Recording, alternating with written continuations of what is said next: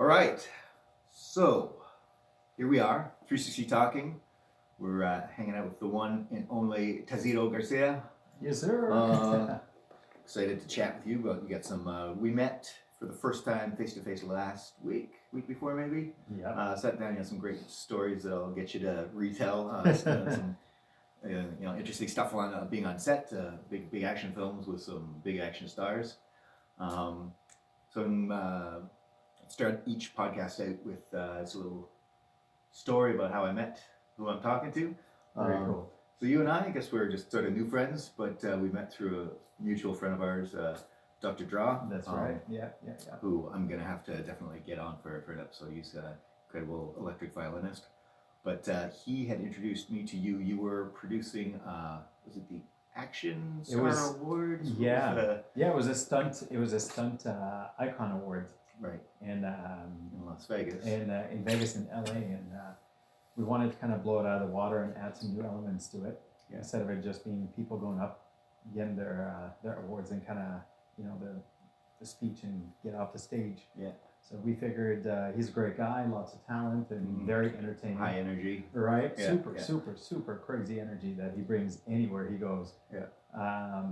And he's like, yeah, well, I have this friend of mine, and he's great for networking, right? He's like, I have a friend of mine, he's very good at what he does, and let's see if you guys can get in touch and make some magic happen. And that's how we met. That's how we met. Unofficially. Unofficially. So we've been e-friends, I guess. Intro. And so you wanted to bring him basically to Vegas via hologram. You wanted him to perform on stage because he had double booked that day or whatever. Exactly, yeah. So unfortunately that project didn't work out. But sort of soft kept in touch the last little bit. And now we're hopefully get some fun projects coming up. Yeah, absolutely. I'm very excited. So thanks for taking the time to come down and chit-chat in VR. Thanks for having me here, man. Let's, where do you want to start? Well, it was a long time ago. Yeah. So you've been acting for how long now? Wow, I've been acting since probably I was 3. Oh, okay. Yeah, it's been a fun ride, but officially, I guess, treated it as a job and eventually converted it into or transitioned into a career back in 2005.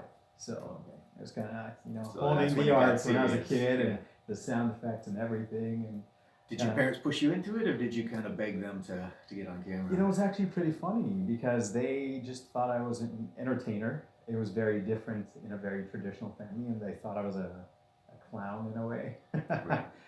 I liked the attention, but I also really, really enjoyed making people laugh, and I guess being an entertainer, and my grandma understood that, and she really kind of backed me up before my parents kind of got to see that it wasn't just being silly or, going around the house doing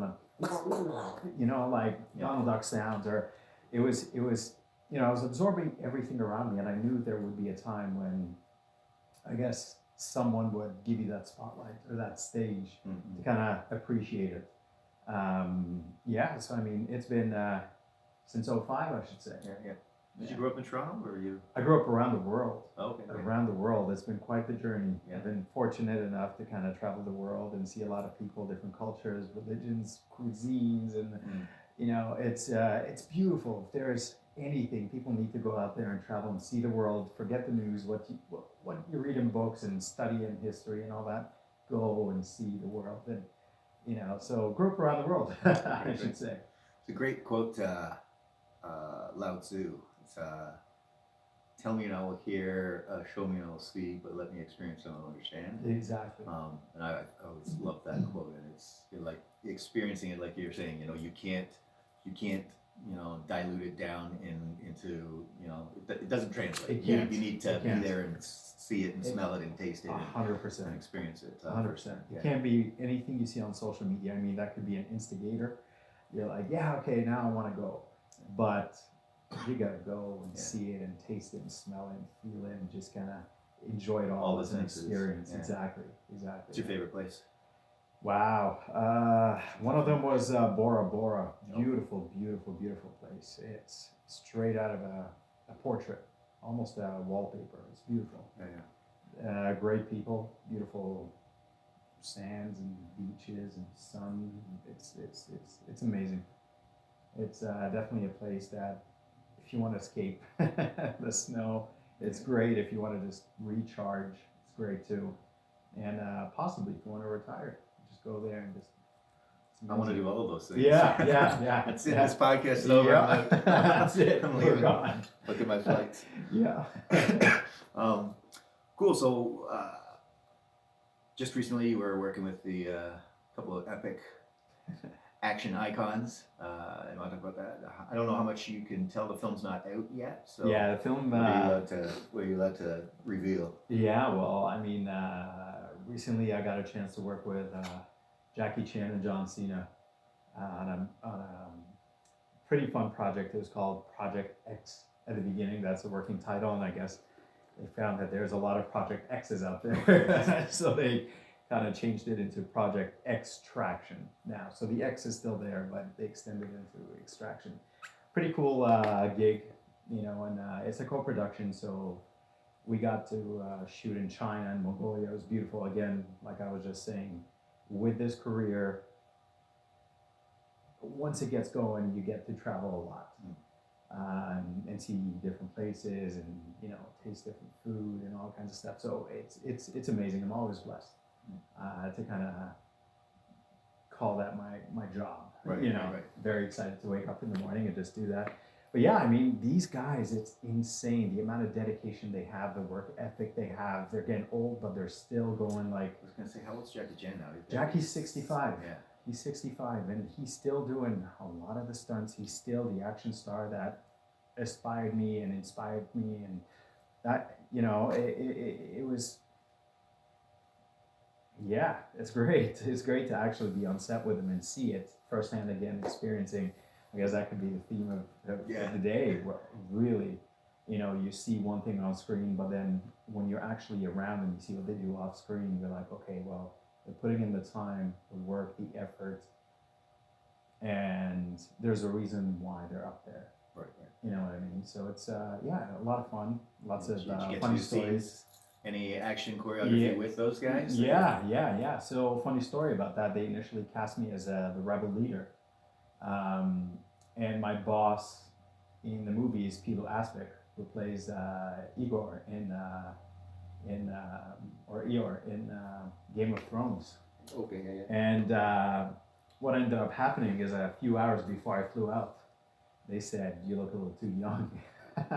So they said, "Well, how about you play his muscle, and you get a chance to fight Jackie Chan and John Cena?"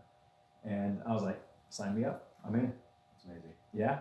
So good times. How strict was the choreography in the of the fight scenes with like working with someone like Jack Chan? Like, does he do the choreography, or is there stunt coordinators? How does that process work? See, typically on a set, especially with him, you have a lot of people that are very talented. He has his own JC stunt team or Jackie Chan stunt team that travels around with him, because these are people that understand a certain language they've created, tempo, which makes their style of fighting very iconic, and you know, anyone can recognize that's a Jackie Chan coordinator or choreography. So they do have rehearsals. Jackie, of course, has the veto power, so he's got multiple people that I guess can coordinate and choreograph fight scenes and action and stunts. And if he shows up on set, you know, he could be sore, he could be hurting somewhere, he could be, you know, I guess he comes in kind of like the chief, and he looks at it overall and he sees if it's going to support the storyline, or if it could be kind of confusing somehow. So he could be like, okay, nope, we're going to change it on the spot. But again, it's very, very cool to be working with people like that. And you see the amount of effort and pain that they go through at times. Right. You know, so choreography was pretty simple. They originally didn't want me to do the action because they're like, no, you're an actor. We don't want you to get hurt. And I was like, what are you talking about? Let's do it. That's what I live for. Yeah. Do you know who I am? That's what I do, man. That's what I do. That's awesome. Have you had any like mishaps on like doing your own stunts, like broken bones, bruises? You know, knock on wood. No broken bones. Yeah. Bruises, bumps. I mean, it's very normal. A few times it was kind of, you know, take after take after take. It eventually bruises, no matter how conditioned or strong you are. no matter how much gear, all that stuff usually kind of buffers any injuries, but it doesn't fully guarantee that you're going to be, unscathed, no scratches. But it's all part of the fun. And I mean, at the end of the day, you're done. You're like, yes, that was me. And your friends are like, was that you? And you have a good story to tell. Yeah, yeah. So at what point do you decide then, as an actor, that you're like, yeah, I don't want to just act. I want to be an action star, and then get into sort of peak physical shape and start Honestly, it was. I'm pretty sure it was the very beginning. It was a decision that I'm pretty sure I made very early on, because I grew up playing pro sports, and it was very demanding. It was you had to be tip top shape, or someone else was going to replace you, or you're going to get benched. So, and you had to listen to the audience, and that was kind of your compass as to how good, or your scale, I guess, as to how good you were performing, or how much they liked something or disliked something. And the competitive edge, and then getting into martial arts and competing, becoming a champ in certain areas, and I was like, yeah, if I fuse my performance side, and I fuse my, I guess the sports and the fitness and the martial arts together into it, I think it would be very similar to Jackie Chan's style. Right. And I didn't know Jackie Chan at the time, and I was very familiar with the Ninja Turtles, and they had a charisma, and they were kind of comical, and each one of them kind of had a piece of me, and but they had the action. And I was like, that's very cool. I could see that. And later on, Power Rangers.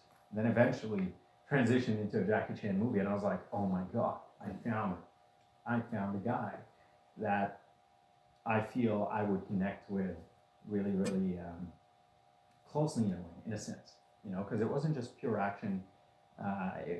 Not like the Bruce Lee, like the very serious kind of guy. He had a comic relief side to him, but he also had a human side to him. You know what I mean? Which made us relate to him. He wasn't superior. He was scared if he's fighting multiple assailants or someone bigger than he is.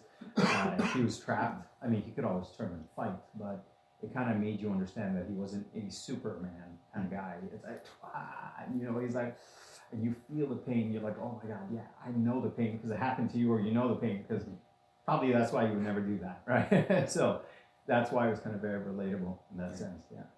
Cool. So that must be something, stepping on set the first time with somebody that you looked up to, as it's like, yeah, that's where I want to be. So how do you prepare for that emotionally? Well, I think I had I guess a pre-baptism with Jackie Chan. It was actually in Toronto in 2001. They were filming the Tuxedo, and I got a chance to work with his older generation stunt team that now a lot of them are retired or behind the camera, and now I think they've got over 14 generations already. So I got a chance to see them, and the very first time they're like, okay, so Taz meet Jackie, Jackie meet Taz, and I was like screaming inside. I was like, oh my God, right? And I was like, no, all this was inside. I had to kind of like compress and act like, hey, how are you? How's it going? Jackie, right? What's your name? Like, yeah. He's like, okay. And just walk away, and I was like, wow, man, this is crazy. I'm actually here with someone that I looked up to and really kept pursuing the action because of that individual, that icon. And I hope one day I could do the same thing and inspire a lot of people the same way he did. Generations and action stars have followed after him, like Scott Adkins, Tony Jaa, all these guys. So it's. I think we talked about this briefly last week, but it sort of seems that there was this generation of action stars that appeared in the 80s. And then we just stuck with them as fans, and now they're back again. We're back in the 80s. People like Stallone and people like Schwarzenegger. They're still pumping out action films, and there's, I don't want to say a vacuum, but there hasn't been that sort of. There's a void. I guess. We haven't replenished the sort of action star over the last 20 plus years. Yep. So there's a void. So that's where I guess you're stepping into once all those guys finally retired. And hands and feet, man. I'm ready whenever. It's great because they're still doing what they love. And again, that touches on the very first thing I mentioned, which is kind of, you wake up every day, you don't want to call in sick, you don't want to find an excuse not to go in. You're actually really excited. And you do it all for the love of the job, but also for the love of seeing the reaction of people's faces and entertaining. It's kind of like being a teacher and seeing your students succeed, and you're very happy because, hey, look, this is kind of my seeds, and they grew into this beautiful kind of tree or fruit. Yeah.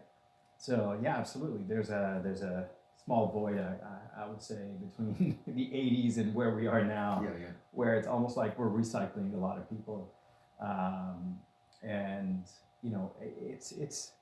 it's kind of tough now too, because the technology can make up for a lot of the skill.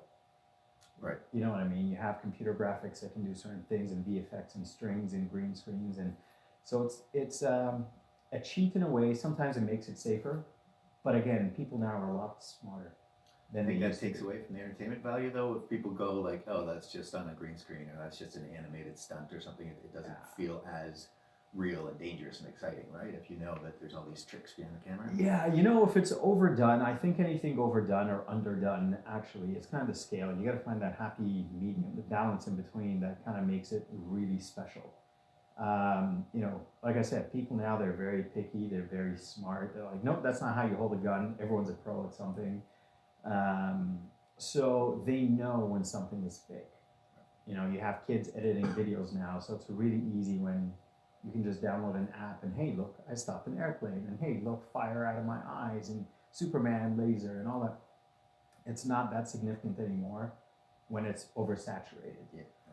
And that's what kind of makes Jackie really unique, and his style really unique. And a lot of people that follow that kind of formula, they're unique, because people understand that this was actually the guy that we love doing this. And there's so many like outtakes, like I can't think off the top of my head, but a handful of those films, the end credits is basically the outtakes of injuries him and it's like bumps and again hits and again crashes and again and just breaking himself for the to get that perfect scene. Absolutely. And that's the thing, when people ask me, is it easier to act or easier to do an action scene? I was like, well, once you become a character, you're no longer acting. And that kind of covers the topic of the acting side of things. Once you understand what you got to do in delivery, and you become that. In terms of action, sometimes if it's a one take scene and you got to fight 10 people and you fall and you drop, you get hit, and you get up again, you fall and you drop, get up and keep going. And the smallest screw up, and you hear, cut! Now let's do it again. Yeah. All over again, right? It's that great scene, beginning of JCVD. Did you see that scene? Oh yeah. With Jean-Claude Van Damme playing himself. Oh yeah. And he goes through that long sort of crazy epic opening scene, and then at the end, he's like, I can't do it anymore. He's like, I'm 50 or whatever he says. Exactly. I'm getting too old for this. Right? Yeah, that was a funny film. Yeah. Did you see Jean-Claude Van Johnson? No. You should. And anyone that hasn't seen it should as well. It's he makes fun of himself. Right. Where he goes back and he's this action star on set, but he's no longer fit. Right. He's kind of retired. He goes back as a spy, but his role as a spy, he goes in as an actor. Right. And he's got to face a bunch of people, and he tries to do the splits. He sucks at it. He tries to do, they're all coming at him like, and they're like, stop. One at a time, guys. Yeah. Right? Because that's how the fighting style used to be. It's like one, two, right? Anywho, yeah. There's that thing with him again, just the epic splits. Oh yeah. On the truck. Was that a real? Do you know if that was a real thing or if that was? Actually, it was someone else that did it with computer graphics. And now the funny thing with the trucks and the split is the fact that throughout our childhood we knew that he was famous for the splits. Yeah. And the new generation had no clue who he is. True. No one knew. Right. So it's only funny to. It's only because of that commercial when it went viral and everyone's like, oh yeah, the guy, Jean-Claude Van Damme or something like that, JCVD? Yeah, the guy that did the splits on the bubble. Hey, do you know kickboxer? No, what is that? Yeah. Bloodsport? What? No. Yeah. It's a shame. All the kids these days need to catch up on their films. And then there was the sort of spoof of that somebody did with Chuck Norris. Oh yeah. 2 airplanes. Oh yeah. You could do the splits, right? Oh yeah. I can remember seeing you post something like who did it better or whatever, and it was you side by side with Jean-Claude Van Damme. Is that a false memory, or was that right? Yeah, that was actually true, and I actually called him out on it because that was a selfie, and I was at a gym, and for whatever reason, the creative side of me, I was like, okay, you know what? And I got a dumbbell here and a dumbbell there, and I said, okay, I'm going to do a split on the dumbbells, and I did. And it was really tough. And I think what made it tough is the fact that they kept dropping, so my weight distribution had to be perfect. Right. I couldn't favor one side first. And of course, getting the picture and making it look natural. And I had a 10-second counter, or timer, I should say. Right. And there was a lady cleaning, I remember, and I was like, man, it would be so much easier if I just said, hey, excuse me, can you just take a quick picture of me? Yeah. I was like, but again, that would be the weirdest thing she's ever witnessed in any gym, right? It's like, hey, can you take, not like, no, it was like splits on dumbbells out of everything in the gym. So yeah, good times. Yeah, you're right. Any projects coming up? Any new film projects you're working on? Because you wear lots of different hats, right? Like, The directing, you direct, you produce, all that. Yeah. So right now we're working on a short film that starts shooting in March, and a feature film that we're working on early February, I should say. And of course, my partner and I were putting together year 2 of the Movie Expo, which was an event that kind of, was created to pay tribute to all the stars behind the scenes, behind the cameras, writers, editors, distributors, agents, everyone that really puts in a lot of effort behind the scenes, but usually the people in front of the camera end up getting the awards. So it's picking up again. Once Christmas and New Year's passes, the ball starts rolling, and a couple of action workshops. Cool. Yeah. So do you teach like action for film? I'm assuming. So you teach like how to cheat the frame, or how to. Well, actually, it's funny you mentioned cheat the frame. When I teach those classes, they're quote unquote Hong Kong style, which I like to specialize in. So of course I used to teach martial arts, like real fighting and competing and whatnot. But for film, the Hong Kong style is a lot less cuts and a lot less cheating, and really you can put a camera on a tripod and see head to toe of 2 people fighting, and use the footage raw. Right.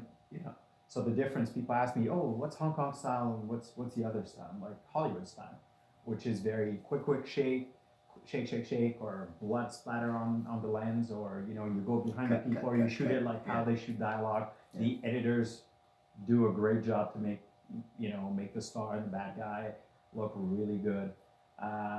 But again, it takes away sometimes from the action scene, from the story and the performance, because sometimes they actually put in the time and the effort to train and learn the choreography, but how it's cut, it's way too fast. You don't even appreciate, oh, well, anyone could have thrown a punch like that. So the Hong Kong style, you actually get to see everything nice and clean and really appreciate him or her doing the scene. Yeah. See Old Boy? Of course. That one just crazy nonstop scene. Yeah. It's just, the Korean one, right? Or the remake. The original, yeah. The original was the Korean one. Yeah. In the hallway, right? Just the sideways shot was that was great. Incredible. So when you see something like that, you're like, I can't imagine what would something like that you would be shooting that for days to get it. That's where rehearsal comes into play, and the value of rehearsal really I guess shines here, where a scene that could be 2-3 days in terms of shooting, you could probably make it a day's worth of shooting if you rehearsed and you got there and you knew prepared. Exactly, and not just the people performing, but actually the director of photography and the director and everyone else with the lighting, because it's a puzzle, you know what I mean, and everyone's got to know where to be for the perfect positions to capture everything. Because I never thought of that, like lighting and stuff for like complex choreography like that would be, because you're always going to have a shadow somewhere. Exactly. So in order to figure out how it's really complicated. People don't get to see this side of the planning. And again, that's why I say, for example, when we brought in stunt coordinators and they were talking because there are stars behind the scenes. They make, you know, Superman, Batman, Iron Man, Captain America, Tony Jaa, all these guys, they put the choreo together. You know, they look at it even down to if it's outdoors, sun, wind, rain, the elements, but at the same time they look at the you know, if they can fake walls just in case you fall. So it's going to be a pad that they color and they put on the texture of the wall. You know, if you're going to end up smashing your head, or they can have a breakaway glass or breakaway wall that they build and they position in a certain area. With the outfits for the wardrobe side of things, you could be a hero, black jacket, black shirt. The bad guy could also be black shirt and black jacket. So lighting and wardrobe to create that separation. And then when you coordinate, you're going in here and you're like, okay, so you got to make sure you go in and out to actually show, so your elbow doesn't get lost in all the blackness that's happening over here, right? Especially if it's a darker scene. So they got to be very smart how it's lit, shot, dressed, everything from A to Z, really. Yeah. So is that something? Are you involved, or have you been involved as a stunt coordinator then, designing the choreography? And yeah, you know, I don't really consider myself a stunt coordinator because this is a job and a profession that I have a lot of my friends. They do super fantastic jobs, and you know, I wouldn't even want to compare to them. However, if you understand the action and you go out there and you design certain things for people like I do, which is very selective. We've done video games, we've done motion capture, we've done, you know, short films, feature films, even documentaries where they were talking about different martial arts versus each other.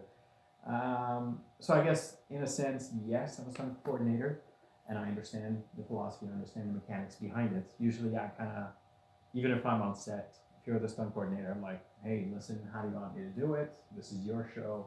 And I kind of step back because when you wear multiple hats, it could get messy, right? So if I don't have to, I'm usually like, okay, your call. Yeah, your call. So what's your strength? Like, are you a karate, or like, how many different martial arts are you? That's well, I started off in Taekwondo, and So you were competitive Taekwondo? No. So actually, Taekwondo, I quit after 3 weeks because when I was competing in my head, before I even competed in real life, I just thought, okay, well, a lot of the kicks are great, but what happens if I get close? Because you have a long range weapon and a short range weapon, right? So I was like, what happens if I'm close to my opponent, right? I need something where I can learn how to use my chops and elbows and heads and eye gouging, whatever they teach me, I guess, right? From as much as I learned from movies and books, and now I'm thinking in my head, okay, well, I guess I need an art style or art form or a martial art that also provides that training, not just kicks. So I got into karate after that, and that's when I got all the way to black belt, third dan, fourth dan, competed in Kumite, JCBD, around the world, and at the time we didn't have any pads, anything of the sort. And then when I came across the Jackie Chan, Bruce Lee kind of phenomena on DVD and TV, I was like, oh my God, what is that? I want to learn that. So I got into the wooden dummies Wing Chun, which a lot of people now are familiar with that style because of Ip Man, which is Bruce Lee's first teacher.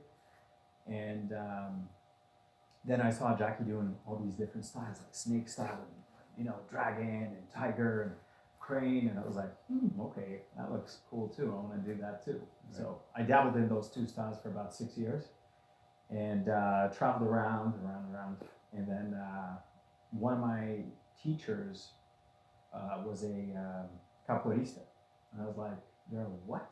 He's like, "I'm a capoeirista." I was like, "What is that?" He's like, "Oh, it's capoeira. It's an Afro-Brazilian martial art created by the slaves. This guy's as a dance." I was like, "Oh, so breakdance fighting."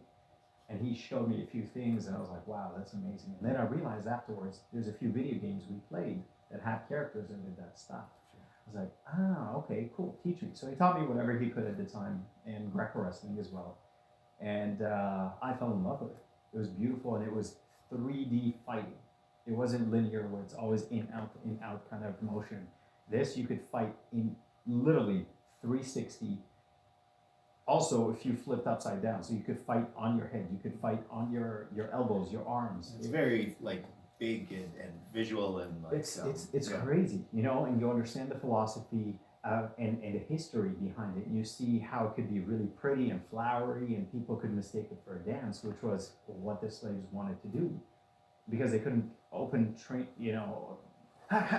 They're like, no, you're training to resist. No, come here, let's get rid of this guy. So they had to disguise it and make it look a lot better, right? Or I guess a lot more harmless. Yeah, and then you get to see the jogo or the game part of it, and then they have the luta or the fight aspect of it, which is how Vale Tudo, eventually MMA or Everything Goes, or you know, the Pride UFC style was born in Brazil and on the streets. And funny story with that is when a lot of the slaves from south started going north, most of them had two things that they knew, which was farming, working on farms, plantations, and so on, or capoeira. But at the time, it was around, you know, that peace era was a peace show. They weren't interested in the kicks, in the punches, anything aggressive. So they said, okay, we're gonna kind of cater to them. We're gonna push away everything that could be considered aggressive, and they kept everything that was more eye candy, like the cartwheels, the headstands, which showed the balance and the dexterity of the body without the fighting. And breakdance was born. There you go. Yeah. Did not know that. Awesome. Yeah. So a lot of people say that's the root of breakdance, and of course is born in the U.S. Everything was made in the U.S. So music videos and dance videos and tutorials and movies and everything, exposure 1,000%. Mm-hmm. For breakdance as well. No. Yeah. No. I mean, I have flow, but I would consider myself. Yeah. No. Nah. You?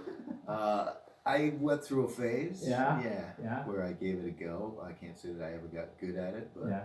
me and some friends used to have competitions to see who could do the worm from the highest location. The worms, so we'd like climb up on like a ladder and then like, just hurt ourselves ridiculously to try to like one up the next guy. Yeah. But yeah, no, not competent in any by any stretch. Yeah. So fun times. So what do you like better? Do you like acting better, directing better, producing better, all of the above, just different days of the week? I'll tell you something. You know, I love the performance side, but being a director has made me a better actor. Because there's a lot of things when you're an actor, it doesn't make sense. And you're just huffy and puffy, or you're like, what's taking so long, or why? And why 15 minutes for the lights? Just move it this and here and there, and the camera. And okay, well, on the scene it says 1, 2, 3. Why are we going 3 and then 4 and then 1, right? One. And then when you're behind the camera, you understand everything. On a good set, that is. Everything is usually done for a reason and calculated, you know. And you see certain things that, as an actor, you think it looks great or sounds great, but then when you're behind the camera, you're like, nah, okay, that didn't translate good on camera. Now let's try something else. You know, it's kind of like when you model and they're like, yeah, but this is really weird. Yeah, but it probably looks better on camera. Yeah. And that's basically it. So I say when I was directing music videos years ago, and my one catchphrase, because people would be, because I did things my way, which wasn't the traditional.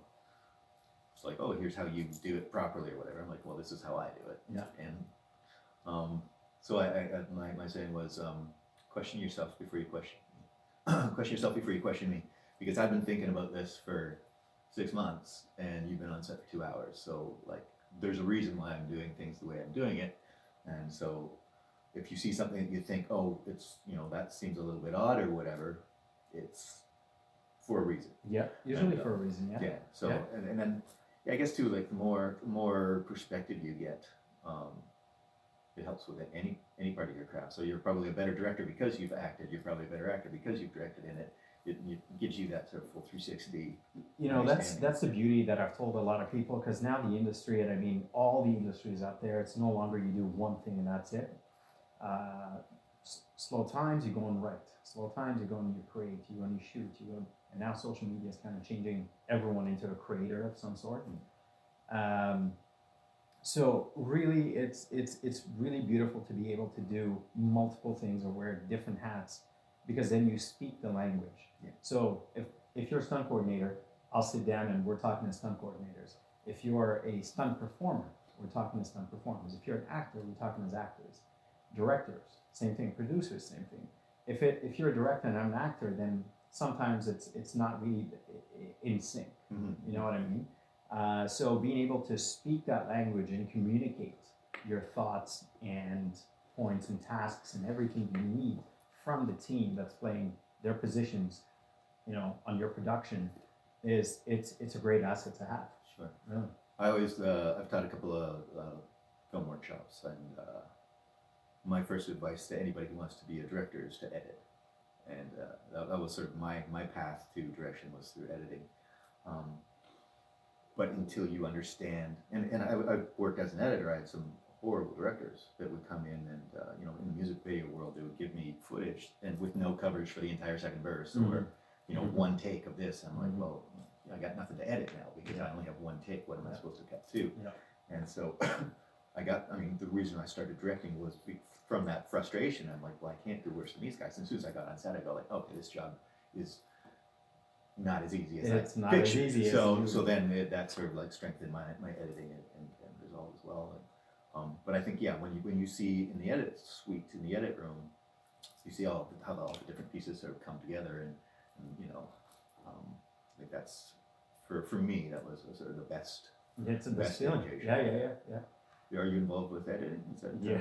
Oh yeah. Yeah. Oh yeah. And I mean, just like you were saying with directing and even storyboarding, it's all different phases of the same thing. I look at it that way, where it's kind of like when you're shooting certain things, you're basically following maybe a storyboard, which in essence would be exactly what the storyboard shows here in Stickman or sketches, and then you're going to be like, okay, match it with the real actors, and then you go to the editing suite and you're like, okay, now here's our guide, and chop it up this way, kind of like a comic book. Yeah. There's a director, a French guy, Jean-Pierre Jeunet. Do you know him? Did Amélie was sort of his most biggest Western sort of release, but he has one called Cité d'Enfants Perdus, so City of Lost Children, which is, if you haven't seen it, it's a masterpiece. So Cool. he's as a director, he spends so much time in pre-production. He knows what iris settings are going to be. He knows what lens for each shot. He knows exactly, like, frame by frame, the entire film, to the point that he says, if I die, or you can still make the movie. whatever reason, he's like, Yeah. nothing will change. Nothing You'll still be stops. making Yeah. the exact same film that I've sort of preconceived. Yeah. Which is good. I mean, you know what? There's a great foundation from this where it's kind of, here, you guys can go make it, but at the same time, there's a certain flexibility that sometimes when you get to the set, there's the ideal, and then there's a real. I always say, it's going to be 8 hours, we're going to be done, we're going to be out of here. 12 hours, we're going to be done, out of here. 14 hours later. Why? Because there's a volcano erupting in the background, or an airplane, you don't know what happened, or it starts snowing out of nowhere when the forecast was like a beautiful sunny day. So you also gotta have the flexibility to be able to kind of make it work and have your plan B. Do you like more of a rigid set then, like verbatim? Here's like a director who sticks to his guns and says this is exactly how we're doing, or do you like it a little bit more loose, where you can sort of improvise and feel out the scene and sort of play with it a bit? Depending on the set, depending on the crew, the cast, and the budget, it all depends. You know what I mean? Like sometimes if you let loose too much, nothing gets done. And majority of the time, tight ship gets the job done, gets you places. But have fun with it. You know what I mean? Not too tight that you kill the bird in your hand. You want it just enough that it stays there, right? Too little, flies away. Too hard and too much, it's like, right? Yeah.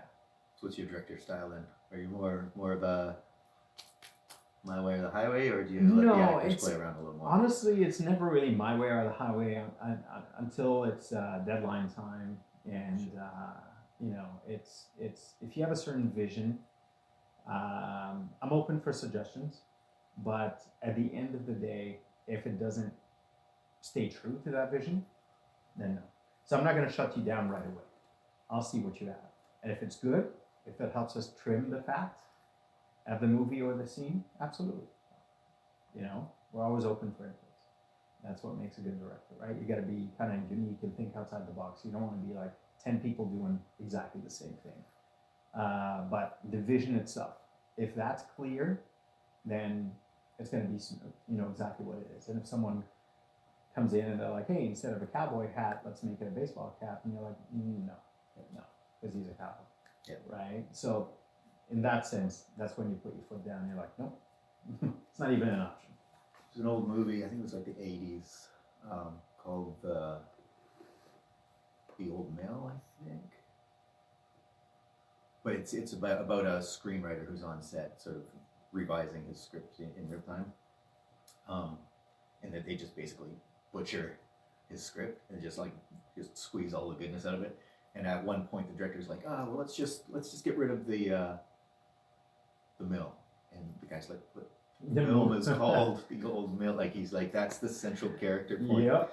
And it's hilarious. And like anyone who works in the industry that's seen that film, it's just like, oh, it's like that poor artist just watching his best work get stripped away. And trust me, I've been on sets where the storyboard artist was actually drawing us while we were acting. It wasn't a reference. It's not like, okay, so two guys sitting over here, lights this way, or like you're on an airplane or you're on a boat, or no, it's kind of like, okay, what are they doing yet? All right, there's a storyboard. It's like a court artist or whatever it's kind of like drawing a reference for the editing room, Yeah, that's funny. But yeah, so I mean, but it's always an experience, and it's always, hey, the crazier the experience, the better the story. That's what I say. Everything's smooth, man. Yeah, it gets kind of boring. What's your worst experience on set? Anything that you can say that it's not gonna anger anybody? Worst experience on set.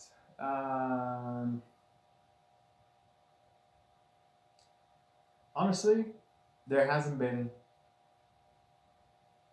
bad experiences on set. There's been kind of in between sets, and they're more funky stories than they are bad. You know what I mean? It's kind of almost weird, right? A lot more weird than it is bad. So yeah, but bad. You had a great career then. So maybe it's just the attitude, you know what I mean? Maybe that's it. Yeah. Honestly, I think it's the attitude. It's kind of like, oh man, look how small this room is, or hey, you know what? Someone out there would love to have a quarter of this room and at least one light, not two, not three. It doesn't have to be a ring. It could be a small little flashlight from a phone that's duct taped to another thing. You know what I always enjoyed, because I worked on a range of budgets and primarily in the music video world, but I always almost like the lower budget stuff better because you kind of have to be clever and tricky and keep things tight and it's like a moving puzzle and you're trying to figure out like how can we squeeze that last $2 of budget into make it worth something. I love low budget. When I first got into directing, it was because it was a true story. And then it was just that transitional point where phones weren't really a huge part of our life, but people were already addicted to it, especially with text. And I was like, okay, well, you know what? I shot a few things when I was a kid, like 12 and 15, and I know how a camera works. Now it's different, SLRs and digital and all that. But okay, so I got all my professional friends in the industry behind and in front of the scenes. I said, okay, guys, here's the thing that happened. Here's a story. I can't pay you, so this is no budget. And what I can promise you is you're going to get Blu-ray quality footage for your reels. Whether if you're a makeup artist, we're going to get B-roll footage, you doing the makeup and all that. If you're a stunt performer, if you're an actor or actress, you're going to get FaceTime. Okay. And so they were all happy, and zero budget. We were able to get police cars from Silent Hill. We were able to get helicopters before drones were as available as they are now. Outfits. We got sponsors from UFC. We got so much done that it blew up. And when I went up on IMDb, people were like, so we saw the trailer. You at least had a 10K budget, right? We're like, no. They're like, well, I think you should put a 10K budget. I was like, nope. Because if I put a 10K and you had a 10K and they compare, they're gonna be like, well, one of them made better use of that 10K. Yeah, yeah. But if they see that it was really low, maybe like $15, and your 10K, they're like, well, where did this 10K go to you? Yeah. Right? So that was that. That was the first one. Literally no budget. We did really good with it, and it kind of earned the respect of a lot of people that were particularly behind the scenes. Did really well in LA. And a lot of people approached me. They're like, hey, I saw it was great. Can we do something? And I was like, okay, let's shoot a tribute to the 80s. And it was cheesy one-liners, it was cheesy action, cut cheesy, the color grading was exactly what it was. And we had a car chase. And people were like, again, what? How? And it did really good. We had that 3D slow motion bullet that passed right past the lens. Obviously that was in post. But when people saw it, they were like, wow, right? What was the budget? Zero. Yeah. And we had 2 sold out screenings, one downtown, one in Mississauga, and all the proceeds were given to Sick Kids Hospital. Nice. And then we did a couple more, and same thing, Princess Margaret Hospital, Missing Children Society. But really, the whole motto behind it was to inspire film students, you know, because that was the thing. A lot of film students, they really wanted to work on projects, and they had beautiful scripts and great ideas. And the teacher was like, well, guys, don't forget funding. I was like, okay, well, just go shoot it anyways. Like, no funding. We can't get catering. We can't get, gear, pre-production, post-production. We can't get our permits. I was like, I get it. That's in an ideal world. I didn't go to film school, so you guys have a one-up already. You understand. I had to learn the hard way that I could have an amazing $1 million camera with great lenses, but then if the sound was bad, which I learned the hard way, I was like, oh, right? That's 160 people in ADR, right? So I was like, hey, but at least I learned. So go and do it. And they loved it. And they just started going out there and they started doing. And as the years passed, now you can literally go out and shoot stuff on your phone. Yeah. Right? Yeah. Some filmmakers, I can't remember which one, that recently did Rodriguez. Yes, I heard about snowball fight. Yeah. Just shot on an iPhone or something. Yeah, That's part of their marketing campaign. Yeah. But they're like, oh, we just shot this on a phone, but you look at, have you seen it? Yeah. You know the one I'm talking Yeah. about?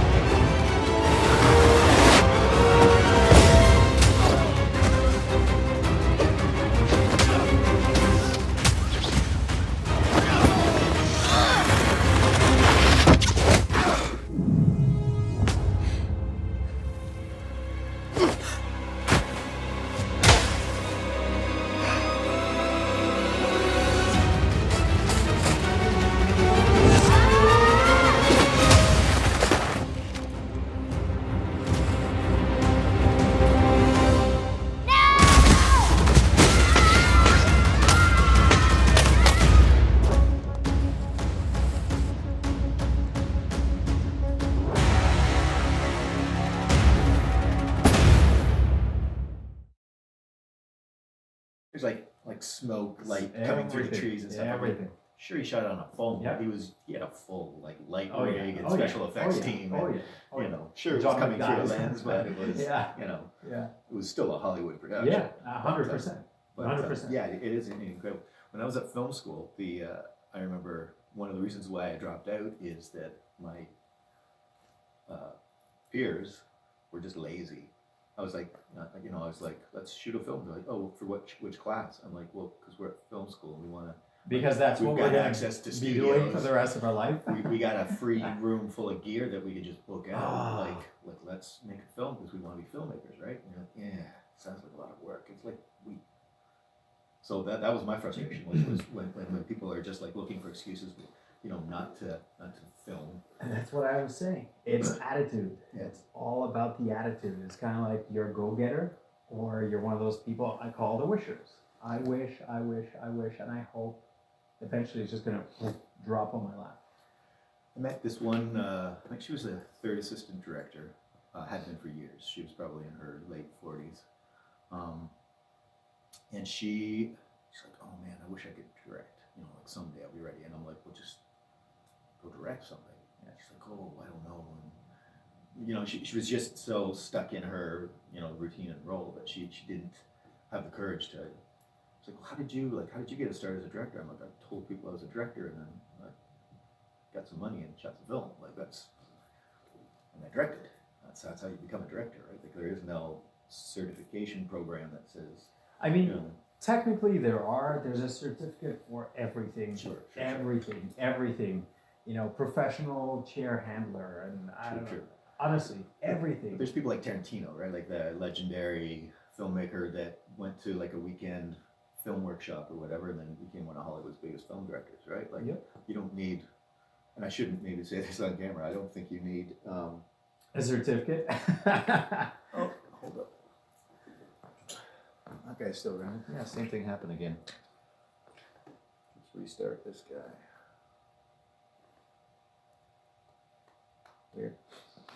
There's a ghost in this theater, in this studio here. It was crazy earlier on. This one light just kept flickering on and off. Oh, really? And so I unplugged it so it wouldn't flicker, and it turned back on by itself, and it wasn't even plugged in. So I don't know. What? Yeah. Well, I mean, you are beside train tracks, so they say. Oh, is there a ghost myth about train tracks? Yeah. Oh, It's a passage, right? Oh, I didn't know that. Mm-hmm. Huh. Yeah. Learn something every day. Yeah, you should review the footage later on. You Yeah, just we'll see see like a people party like- going on yeah. behind us here. An entire crew just like. Yeah. The ghosts of filmmakers past. that Yeah. are trying to break back into the biz. Yeah. So what were we talking about? We were talking about certificates. Oh, yeah. Maybe you don't need one. Yeah. See, I hate to say on camera and say like film school's not worth it, but I'm everyone learns differently. Everyone has a different sort of approach to things. But for me, it's just like if I want to do something, I just do it and figure it. Sort of stub my toe along the way and sort of. You learn when you do. Yeah. Right. And that's how I function. But I guess not everyone's the same. Mm-hmm. No. So, what's next for you? You got anything brewing? That's Actually, you yes. mentioned a bunch of stuff. You're Yes. busy all the time. There's a game show that I wanted to come up with in 2015, and it would have been a fusion of the Master Chef formula with So You Think You Can Dance, but for action. I guess action performers, or vying or wannabe stunt performers, and we would have judges that are basically top notch from all around the world, different productions, and they would kind of put them through the ringer, different obstacles and different scenes, and literally kind of like that same choreography. Okay, here it is. Here's your tango. Here's your salsa. Here's your sound biting. Go do it. Go. And It's a great idea. Do you have some momentum? Like that sounds like no, we haven't really. That kind of went on a back burner. should I leave that in or Yeah. put it out in the world? Someone will be like, Yeah. hey, great idea. Yeah, Just take put your it out idea in the and run. world, and if you're listening, make sure you Yeah. get in touch with both of us. Yes, right. Yeah, That sounds like a great show. yeah. The world is sort of in general fascinated by the world of like Competing Yeah. and again, and entertainment, stunts. right? Stunts is sort of a behind the scenes magic trick Yeah. that nobody really knows anything about. Yeah. That's outside the industry. So it's But it's very common because a lot of stunt performers, they have a martial arts, gymnastic, or dance background. So I mean, there's a dance show, there's a gymnastics show, there's a obstacle course show. So I think we have a formula for a show. Yeah. No, it's a great idea. And stuntmen are like rock stars, right? 100%. And, I mean, Strike While the Fire's Hot too. The film Yeah. Spot on Time in Mexico. Oh, yeah. That's got a lot of sort of attention for that Oh, lifestyle yeah. in that world. Yeah. Could probably get Red Bull behind it actually. There you go. Yeah. And then there's another Chinese-Canadian co-production. I want it to be the biggest Chinese-Canadian co-production because we have a U.S. and a Canadian co-production, but never Canadian. So, Cool. I think it would be interesting. So you've shot in China. You shoot primarily in Toronto? Is this their home base for you, or out to LA? You know what? This is the unfortunate thing, and fortunate thing is Toronto's home. It's great. It's beautiful. Lots of great talent here too. 100%. 100% talent, facilities, services, grants, everything we need. But the work usually comes from the outside. Yeah. So yeah, that's people in this industry. They go where the work is. Sure. You know what I mean? So yeah, I mean it's hopefully going to get better as more studios are here and as more people grow up and work in this industry, because a lot of them are the next generation that's coming up from students to talent and such. And yeah, I mean, it's everything we need is here. The tax incentives, just keep creating here. Keep creating here. Well, there's tons and tons of new jobs that have been sort of pouring in.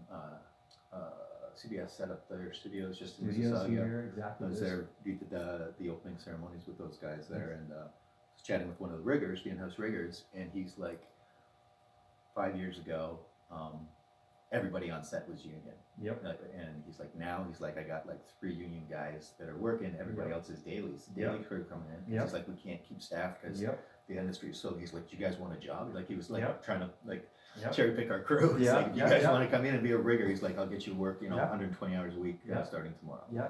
And so yeah, there's some really exciting things. Like they're shooting the whole Star Trek series here, and there's so many. There's a ton so of many projects. So many of them. So I think that Toronto's. It had a bit of a downturn there. It was around the time of SARS. Everyone got nervous, and stopped shooting in Toronto. And there was a sort of a. It's a really a very interesting time now, because I think Toronto's going to catch up eventually. But the whole world is adjusting to this new online streaming. I don't watch cable. I watch Netflix and Amazon and Hulu and Crave and. So that's changing the game for people that are watching from the end side of things, but also from the working side of things for us, whether behind the scenes or in front of the scenes. So these studios are finding new homes to call home. They have their new, I guess, broadcasting services that they kind of want to infuse with new talent and new scripts and new idea and new original content. Mm-hmm. So I think once that transitional phase goes through, it's going to be a lot better. Mm-hmm. Yeah. I think Netflix is setting up a studio here as well, if they haven't already. Yeah, they have. They have one already. It's yeah. exciting. Yeah. Oh yeah. But it is. I mean, we do. It is a lot of road hosting, right? We're hosting international productions that passing through the doors to shoot whatever scenes. Exactly. Yeah. But I mean, as a Canadian filmmaker, we have 1/10 of the American population, so we don't have the market isn't as big for us too. And for whatever reason, we've just never really seemed to shoot stuff that goes big abroad, right? Like some of the biggest directors, like James Cameron and stuff, is Canadian, and but Jim Carrey, Mike Ryan, Mike Myers. Yeah.